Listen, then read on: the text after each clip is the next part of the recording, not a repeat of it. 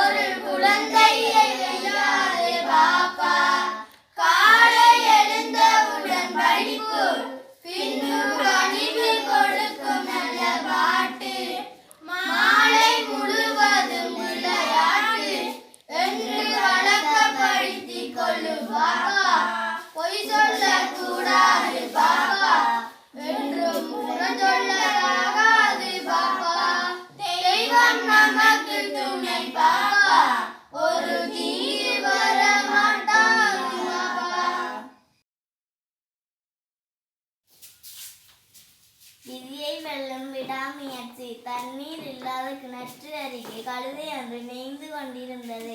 அந்த கிணற்றுக்குள் அது தவறி விழுந்து விட்டது. அடிபட்ட அது மெல்ல எழுந்தது.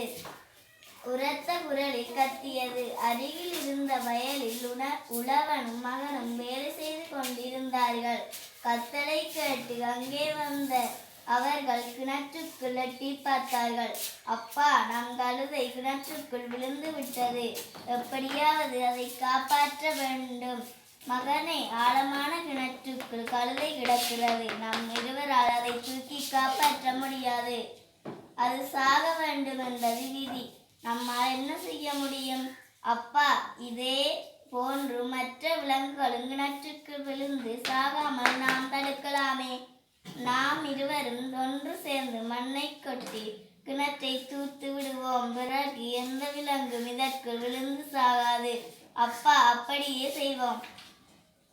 இருவரும் கூடைகளில் மண்ணை அள்ளி அள்ளி கிணற்றுக்குள் கொட்டினார்கள். அவர்கள் மண்ணை கொட்டி தனதை கிணற்றுக்குள் புதைக்க போகிறார்கள். கழுதைக்கு இது புரிந்தது. மேலே மண் கொட்டப்பட்டதும் தன் உடலை உதறியது. அது மண் முழுமையும் கிணற்று தரையில் விழுந்தது. கால்களை அசைத்த அது அந்த மண்ணின் மேல் நின்றது. இப்படியே தொடர்ந்து நடந்தது. கிணறும் தூர்க்கப்பட்டது. கழுதையும் மேலே வந்தது. தாவி குதித்து கிணற்றுக்கு வெளியே வந்தது. அது உயிர் பிழைத்த மகிழ்ச்சியால் கால் கால் என்று கத்தியது. அப்பா, கழுதை சாக வேண்டும் என்பதில் விதி என்றீர்கள். அது உயிர் பிழைத்து விட்டதை இதற்கு என்ன சொல்கிறீர்? மகனை, இடைவிடாது முயற்சி செய்தால் விதியை வெல்லலாம். அதை இந்த கழுதை நிரூபித்து விட்டது. கழுதையின் முதுகில் அன்பாக தட்டி கொடுத்தார் அவர். திருச்சிற்றம்பலம். வேதமோதி வெண்ணுள் பூண்டு வெள்ளையருதறி புதம் சூழ பொழிய வருவார் புலியின் உரிதோளார் நகாயனவும் நக்காயனவும் நம்பாயன